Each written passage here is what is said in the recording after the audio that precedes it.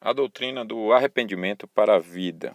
Da mesma forma como a fé não é uma virtude, a fé salvadora não é uma virtude própria da natureza humana caída, né?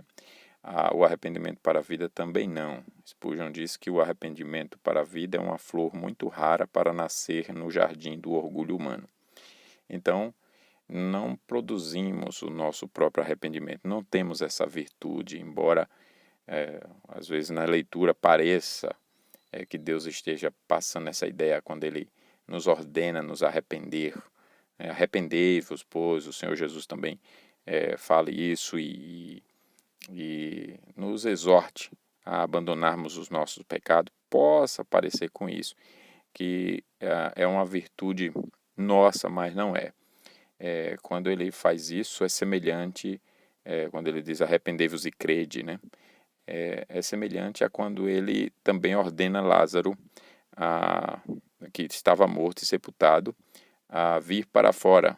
Lázaro vem para fora. Não significava ali que Lázaro tinha capacidade, como morto, de atender a uma ordem, a um imperativo, mas significava o poder de quem ordenava aquela libertação da morte, aquela ressurreição. Ele estava trazendo o morto à vida. Então, da mesma forma, quando ele ordena arrependei-vos, não significa uma virtude em nós. Mas também, isso quando, então, o arrependei-vos dele é aplicado e acontece no coração do pecador. Mas também significa que é um juízo para aqueles que não se arrependerem, porque vão continuar endurecidos, cegos, então eles não se arrependerão. Então, o que é o arrependimento para a vida? Capítulo 15 da Confissão de Fé de Westminster, seções 1 e 2, dizem: arrependimento para a vida é uma graça evangélica, doutrina esta que deve ser proclamada por todo ministro do Evangelho, tanto quanto a da fé em Cristo. Seção 2, por ele, um pecador, movido pelo que vê e sente, não só diante do perigo, mas também diante da imundícia e odiosidade de seus pecados, como sendo contrários à santa natureza e à justa lei de Deus, e na apreensão de sua misericórdia em Cristo, o que já veio, encarnou, etc., destinada aos que são penitentes, de tal maneira se entristece e odeia seus pecados, que deixando-os se volta para Deus, propondo-se e diligenciando-se por andar com ele em todas as veredas de seus mandamentos. Então, esse é o arrependimento para a vida. Estas sessões, então, ensinam as seguintes verdades. Primeiro que, quanto aos fundamentos, o genuíno arrependimento evangélico por parte do pecador descansa primeiro num genuíno senso de culpa, corrupção e poder de sua pecaminosidade pessoal e de seus próprios feitos pecaminosos. E segundo, numa genuína apreensão da misericórdia de Deus em Cristo. Então, essa é a primeira verdade. Segunda é que, quanto à essência, o arrependimento consiste, primeiro, numa genuína aversão ao pecado e pesar por seus pecados pessoais. Essa coisa de ser convertido e não aborrecer os pecados todos é falso cristianismo, né? Falsa conversão. Segundo, numa conversão real de todos eles para Deus. Terceiro, num sincero propósito e persistente diligência de andar com Deus na vereda de seus mandamentos. Então, essa é a segunda verdade. Terceira é que, assim definido, esse genuíno arrependimento é uma graça evangélica como a fé, graciosamente comunicada a nós por Deus por amor a Cristo, tanto quanto um dever a nós imposto. Quarto e última verdade é que ele deve ser, portanto, diligentemente proclamado do púlpito por todo ministro do Evangelho. Hoje em dia não se prega contra os pecados, tem sido cada vez mais raro você ouvir sermões nos 10 mandamentos com a diligência, o zelo que Deus requer e a condenação dos pecados, de maneira que o ouvinte saia humilhado, profundamente humilhado. Então se fala de uma salvação sem falar de uma condenação, se fala de um arrependimento sem falar das culpas, se fala de uma salvação sem falar do problema, do que está sendo salvo, do que precisa ser salvo. Se fala de uma cura sem falar da enfermidade, se fala de uma graça sem falar do juízo, né? Da condenação e do mérito dessa condenação. E isso é condenar as pessoas, os ouvintes. É como os fariseus que não entravam no céu nem deixavam aqueles que tentavam, não deixavam entrar, como Jesus mesmo fala e repreende. Então, não se fala mais contra os pecados todos que a palavra de Deus fala, condena, e manda pregar, porque a igreja tem se desviado da palavra. Então, como haverá arrependimento verdadeiro se não há conhecimento verdadeiro das culpas e também da graça de Deus em Cristo? Então, Cristo é um Salvador diminuído nas mensagens de hoje.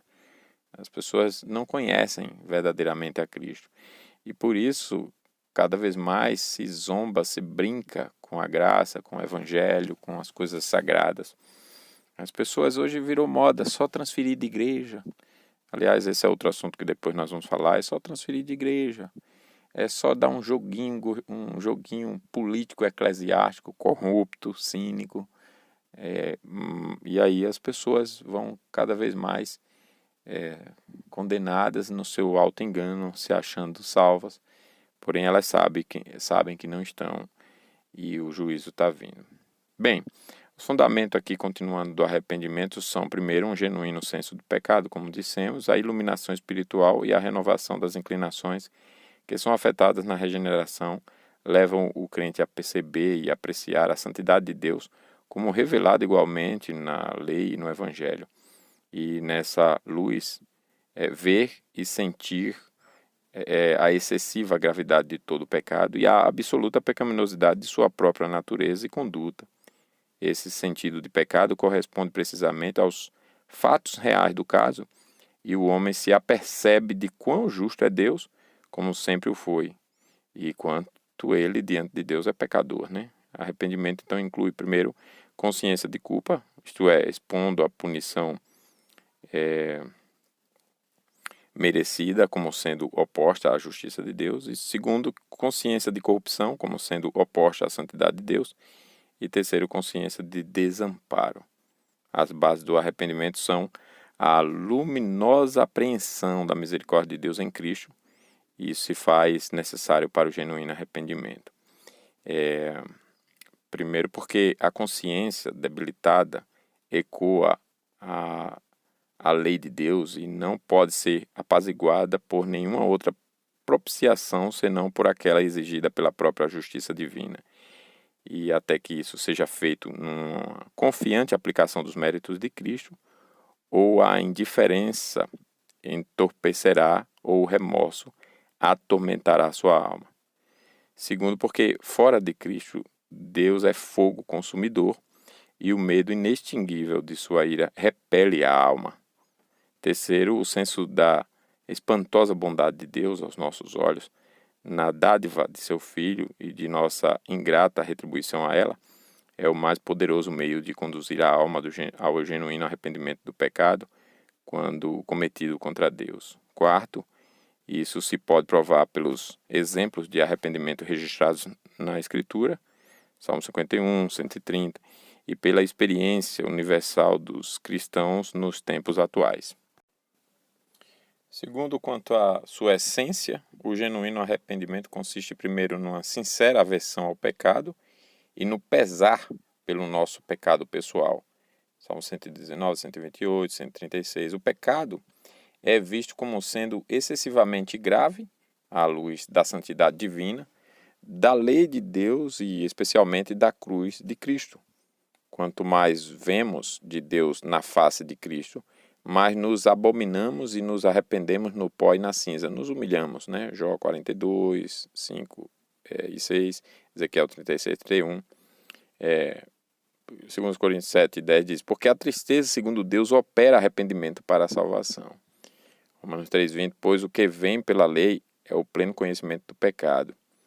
E assim, Gálatas 3:24, a lei se tornou como nosso aio para nos conduzir a Cristo. O aio é um condutor, é um mestre, né, de pessoas, de crianças, que conduzia segurando pela mão. Então, a lei se tornou esse guia para nos conduzir a Cristo.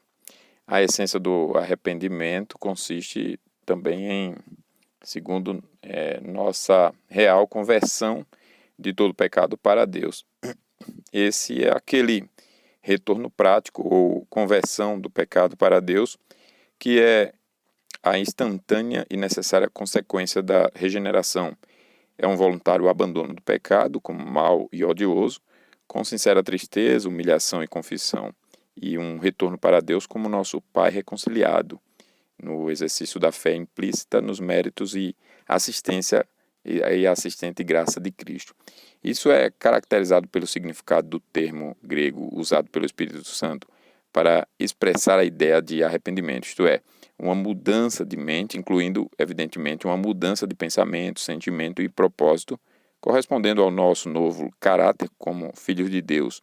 Se em tal atitude houver sinceridade, naturalmente seremos guiados ao elemento do arrependimento prático, isto é, terceiro, um sincero propósito e um perseverante esforço para nova obediência. À luz dessas características, pode-se notar que arrependimento para a vida só pode ser exercido por uma alma depois e em consequência de sua regeneração efetuada pelo Espírito Santo. Deus regenera e nós, no exercício da nova e graciosa capacidade assim comunicada, nos arrependemos. Arrependimento e conversão, portanto, são termos aplicados às vezes à mesma experiência graciosa.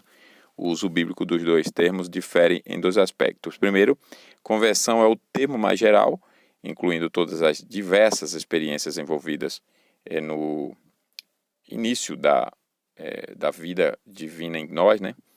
Ela enfatiza especialmente aquela experiência como um volver-se para Deus. Arrependimento é mais específico, dando proeminência à obra da lei na consciência e enfatizando especialmente as experiências que tratam o novo nascimento como sendo um volver-se do pecado. Segundo, conversão é geralmente usada para designar somente as primeiras ações da nova natureza no início da vida religiosa ou os primeiros passos de um retorno para Deus depois de uma notável recaída, enquanto que o arrependimento é a experiência diária do cristão enquanto prossegue a luta contra o pecado em seu coração e vida.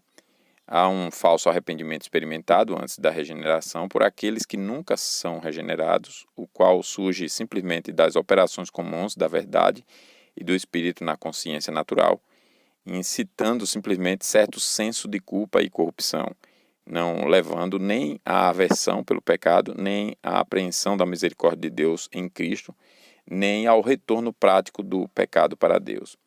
A legitimidade do genuíno arrependimento prova-se primeiro em ser ele perfeitamente conformado aos requerimentos e ensinamentos da Escritura e segundo, por seus frutos, se é genuíno, infalivelmente emana da regeneração e guia à vida eterna. Terceiro, quando assim definido, o arrependimento é, como a fé, uma graça evangélica a nós, comunicada em virtude de Cristo, bem como um dever a nós imposto. O que se diz aqui do arrependimento é igualmente verdadeiro de cada experiência característica do sujeito da regeneração e da santificação. Cristo é a videira, nós somos os ramos, portanto, também livres, agentes responsáveis. Cada dever cristão, portanto, é uma graça, pois sem ele não podemos fazer nada. E, igualmente, cada graça cristã é um dever, porque a graça nos é comunicada para ser exercida e ela só encontra seu genuíno resultado e expressão no dever. Que ele, portanto, é um dom de Deus, é óbvio, primeiro à luz de sua natureza, ele envolve verdadeira convicção de pecado, uma santa aversão ao pecado, fé no Senhor Jesus e sua obra, fé esta que é um dom de Deus. Segundo, é diretamente afirmado na Escritura. Terceiro, aliás, esse ponto não tem terceiro. Quarto, Quarta verdade é que deve ser diligentemente proclamado por todo ministro do Evangelho é, primeiro, autoevidente à luz da natureza essencial do dever. Segundo, porque tal proclamação foi incluída na comissão que Cristo deu aos apóstolos, Lucas 24, 47 e 48. Terceiro, em virtude do exemplo dos apóstolos, Atos 20 e 21, por exemplo. Então, continuando agora com as seções 3, 4 e 5, nós temos que, ainda que o arrependimento não deva apoiar-se em alguma sorte de satisfação ou ser a causa do perdão, o qual é um ato livre da livre graça de Deus em Cristo, contudo, ele é de tal necessidade a todos os pecadores que ninguém deve esperar o perdão sem ele, né? Veja, o perdão não é o mérito do arrependimento, no sentido de que eu mereço ser salvo, eu mereço ser perdoado por Deus, porque é sempre, como já lemos aqui, perdão como um ato da livre graça de Deus em Cristo, Deus quem decidiu nos perdoar. Mas o que envolve esse perdão, essa salvação, vamos falar da redenção como um todo, o que envolve? Envolve regeneração, envolve justificação, santificação e envolve a concessão da fé e do arrependimento. E esse arrependimento, como Deus é justo, não pode aprovar um perdão para quem não se arrepende. Então, uma vez que ele regenerou, tem a garantia de que os regenerados se arrependerão e receberão o perdão por terem genuinamente se arrependido. Nesse ponto, alguns confundem e transformam o arrependimento no mérito da salvação. É difícil você perguntar para as pessoas que pensam assim, por que fulano foi salvo? Aí diz, porque se arrependeu. Ou seja, não é porque Jesus o salvou, é porque ele se arrependeu. O mérito não é Jesus ter salvado, o mérito é ele ter se arrependido, né? Você pergunta, o ladrão na cruz foi salvo? Foi porque ele se arrependeu. Mas não é o que a Bíblia está mostrando. Ela está mostrando que ele se arrependeu porque Jesus salvou. Aí ele vai se arrepender, exato, mas o fundamento não está no arrependimento. O fundamento da salvação está em Jesus. Estou falando daqueles que pensam assim, né? E também tem os que não sabem se expressar, a gente sabe disso.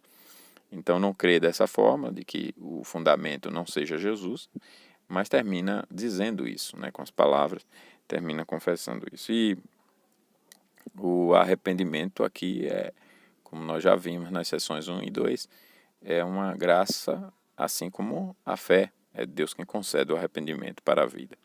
Seção 4 diz, como não há pecado tão pequeno que não mereça condenação, também não há pecado tão grande que traga condenação àqueles que realmente se arrependem. Então, não há pecado tão pequeno que não mereça condenação. Eu já tratei em algum estudo passado do que isso significa, né? Porque a gravidade da ofensa não está no ato, mas na dignidade do ofendido. É nesse sentido que não há pecadinho nem pecadão, né? Não há pecado tão pequeno que não mereça condenação. Agora, por outro lado, a obra de Cristo é a abundância da graça. Por isso Paulo diz, onde abundou o pecado, superabundou a graça, né? Então, também não há pecado tão grande que traga condenação àqueles que realmente se arrependem.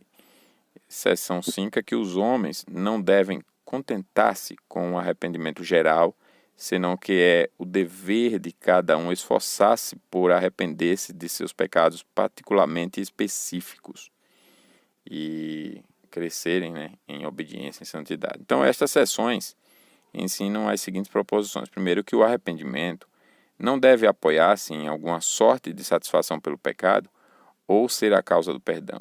Segundo, que, não obstante, ele é de tal necessidade que se torna inseparável do perdão, de modo que quem não se arrepende também não é perdoado. Terceiro, que enquanto o menor pecado merece condenação, a mesma graça de Cristo que produz o arrependimento é suficiente para extinguir a culpa do maior pecado.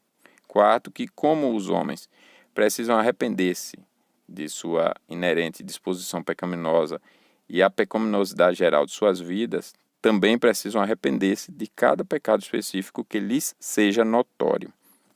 Então, sobre o primeira verdade aqui, o arrependimento não deve apoiar-se em qualquer satisfação pelo pecado, nem ser a causa do perdão. Isso diretamente contradiz a opinião dos socinianos, os advogados da teoria da influência moral, da expiação, bem como dos racionalistas em geral, que defendem que o arrependimento do pecador é a única satisfação que a lei requer e, portanto, a única condição que Deus exige como pré-requisito para o pleno perdão e restauração ao favor divino. Também contradiz a doutrina romanista da penitência, né? Os papistas, os romanistas, a Igreja Católica Romana distingue a penitência primeiro como sendo uma virtude que é interna, incluindo a tristeza pelo pecado e um volver-se do pecado para Deus. Segundo, como um sacramento, que é a expressão externa do estado interno. Esse sacramento consiste de contrição, né? Isto é, tristeza e aversão pelos pecados, confissão ou autoacusação a um sacerdote que detém a jurisdição e o poder das chaves, e satisfação ou alguma obra penosa, terceiro, né, imposta pelo sacerdote e cumprida pelo penitente com o fim de satisfazer a justiça divina pelos pecados cometidos, e quarto, a absolvição pronunciada judicialmente por um sacerdote e não só declarativamente. Sustentam que o elemento de satisfação incluso nesse sacramento faz uma satisfação real pelo pecado e é uma eficiente causa de perdão absolutamente essencial. O único meio pelo qual o perdão dos pecados cometidos depois do batismo pode ser assegurado. É o Catecismo Romano, capítulo 5, questões 13 e 12 e 13. Que o arrependimento não é a causa do perdão do pecado, prova-se por tudo que as Escrituras nos ensinam.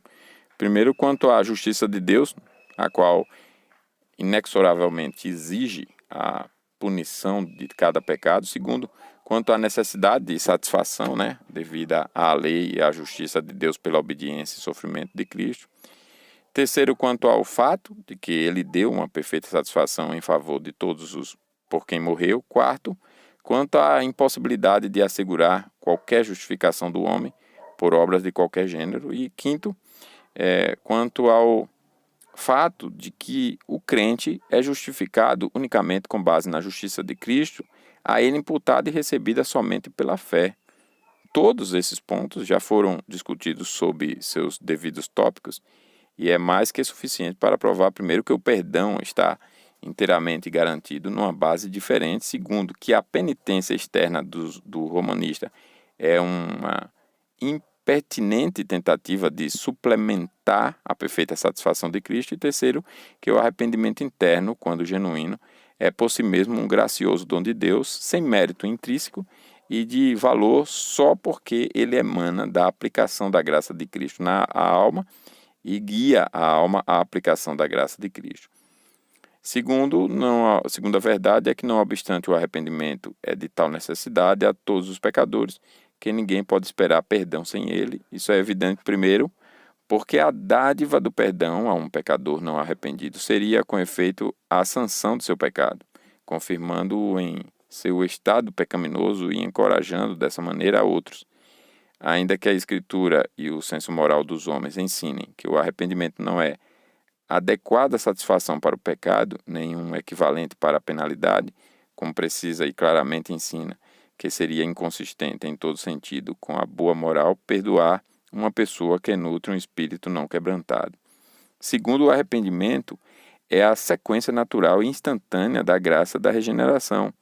Ele também envolve um elemento de fé em Cristo e que a fé é, como já vimos, o instrumento da justificação. Aquele que se arrepende também crê. Aquele que não se arrepende também não crê. Aquele que não crê também não é justificado. A regeneração e a justificação nunca se separam. Terceiro, o propósito da obra de Cristo é salvar o seu povo dos pecados dele. Ele os liberta da culpa de seus pecados mediante o perdão e os apresenta isentos do poder dos seus pecados através do arrependimento. Atos 5:31 diz: Sim, Deus, com sua destra, o elevou a príncipe e salvador, para dar a Israel arrependimento e remissão de pecados.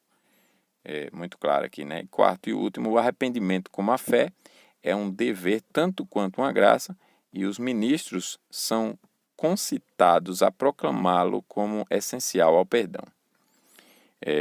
Já citamos os fundamentos bíblicos, né? Alguns.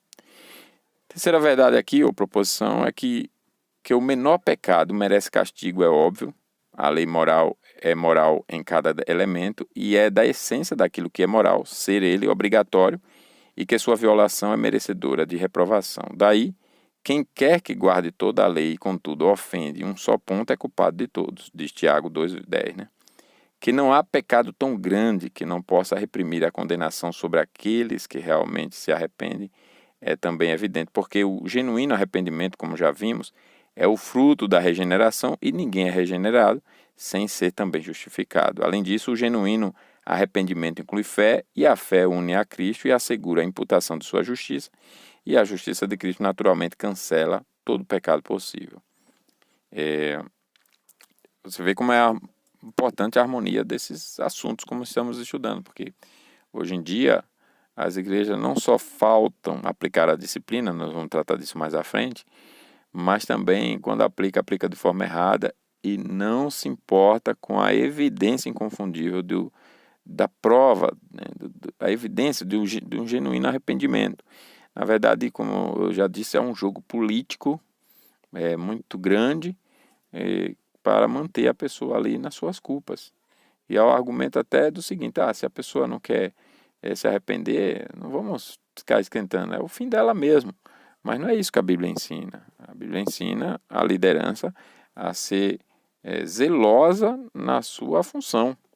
Então, alguém não está arrependido, precisa ser devidamente tratado nisso, né?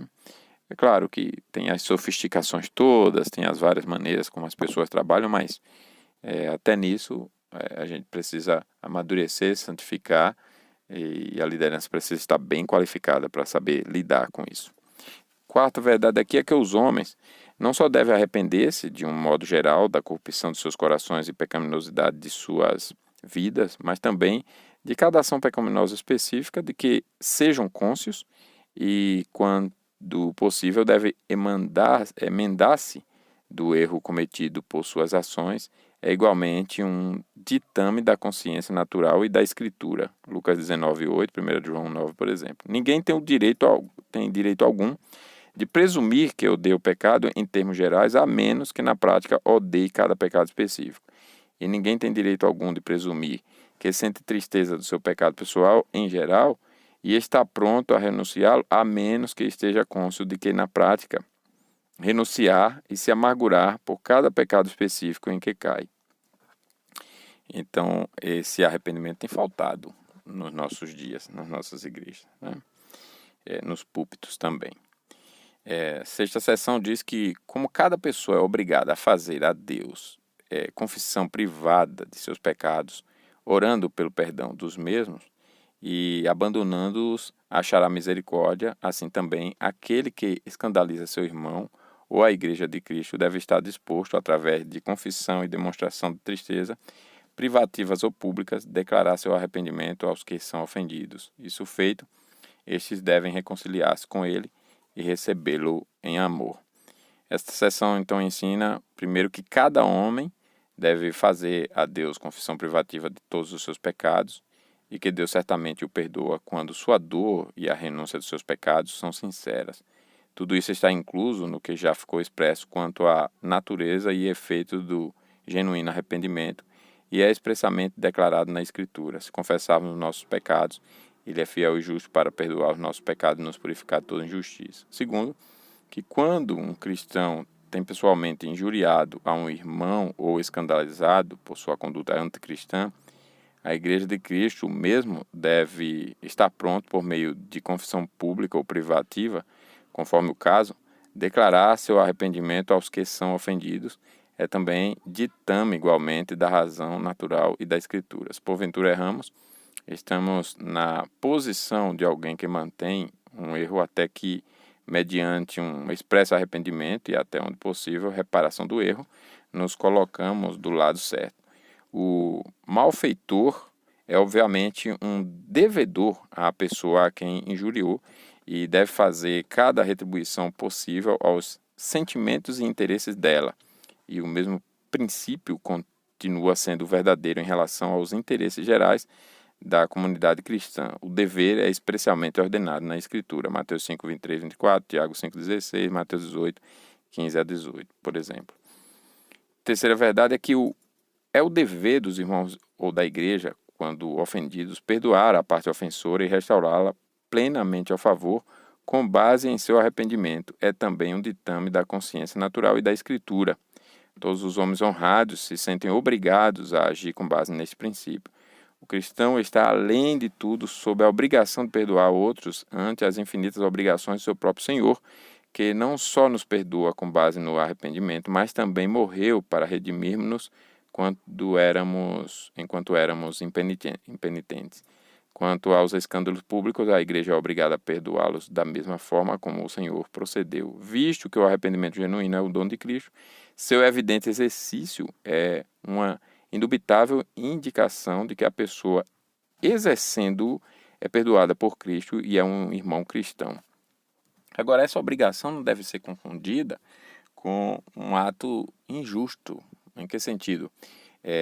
Tem pessoas que já chegam numa posição de pessoas que ofensoras, né? Culpadas, que já chegam numa posição arrogante exigindo arrependimento. E o princípio bíblico não é esse. Nesse sentido, o princípio bíblico é de que o culpado não merece perdão e o ofendido não tem a obrigação de perdoar. O princípio bíblico é esse. Por isso que o perdão é um ato de graça, tanto nos homens quanto em Deus. Nesse sentido, o perdão é um ato gratuito. Não é uma obrigação como se fosse culpa, né, do ofendido. É uma necessidade do ofensor. Isso se aplica a um princípio geral, de Deus para os homens. No sentido de que ninguém pode chegar como culpado exigindo do outro perdão. Não, a postura não é essa. Isso é uma postura arrogante. Olha, eu estou aqui arrependido e você tem que me perdoar. Isso não é arrependimento. O arrependimento é quando eu reconheço, eu não mereço o teu perdão, eu sou culpado e eu estou aqui em tuas mãos. Eu vou aceitar a tua condição. Vamos imaginar um marido que ofendeu a esposa, traindo-a. Então ele chega exigindo que ela perdoe e continue com ele. Não, peraí. Se ele está arrependido de verdade, ele chega com o contrário. Ele chega reconhecendo que ela não tem obrigação nenhuma de perdoá-lo, mas que ele precisa do perdão dela. Se ela é uma cristã, ela vai se sentir obrigada no sentido, é mais um constrangimento, né, por conta do perdão de Deus em Cristo. É nesse sentido a obrigação. Não no sentido de transformar a situação injusta, né, mas no sentido de que ela foi perdoada e a ofensa dela contra Deus é muito maior do que a ofensa do seu marido contra ela. Então ela vai perdoar. Agora, o perdão, como segue o princípio de que ela não é obrigada, ela vai dizer se continua casado ou não, porque é outro assunto, né? A gente pode tratar disso depois, mais à frente.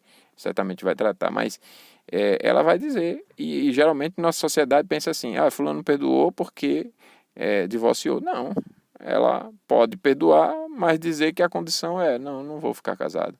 E ele agora vai impor para ela que continue casada e fazer ameaça e tudo mais. Não é arrependimento. Então, se é arrependimento, ele vai agradecer, vai respeitar e tudo mais. Então, é importante essa observação aqui, né? A igreja romana, né, que é catolicismo, que não é igreja, ensina que, como elemento de penitência e evidência de genuíno arrependimento, o cristão deve confessar todos os seus pecados sem reserva, em todos os seus detalhes e circunstâncias qualificadas, a um sacerdote que mantém jurisdição e que, se algum pecado mortal ficar sem ser confessado, o mesmo não é perdoado, e se a omissão for voluntária, é sacrilégio e incorre-se em maior culpa. Está lá no Catecismo de Roma, parte 2, capítulo 5, questões 33, 34, 42. e mantém ainda que o sacerdote envolve judicialmente, não só declarativamente, de todas as absolve, no caso, né, o sacerdote absolve judicialmente, não só declarativamente, de todas as consequências penais dos pecados confessados mediante a autoridade de Jesus Cristo. Tal coisa é uma óbvia perversão do mandamento bíblico relativo à confissão. Somos simplesmente intimados a confessar nossos erros uns aos outros. Não há na Bíblia uma palavra sequer dita sobre confissão a um sacerdote. E o crente, ao contrário, tem imediato acesso à presença de Cristo e a Deus através de Cristo, como está lá em 1 Timóteo 2,5, João 14,6, 5,30, Mateus 11,28. E lhe é ordenado que confesse seus pecados imediatamente a Deus, 1 de João 9. Né? Nenhuma função sacerdotal jamais foi atribuída ao ministro cristão no Novo Testamento. O poder de perdão absoluto de pecado pertence exclusivamente a Deus, Mateus 9, de 2 a 6. É incomunicável em sua natureza e jamais foi concedido a qualquer classe de homens como matéria de fato.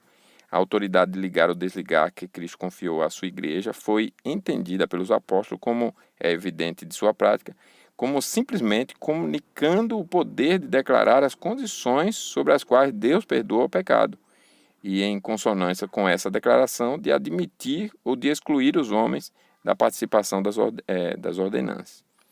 Então, esse é o tema, e esse foi o assunto, a doutrina do arrependimento para a vida. Que Deus nos abençoe.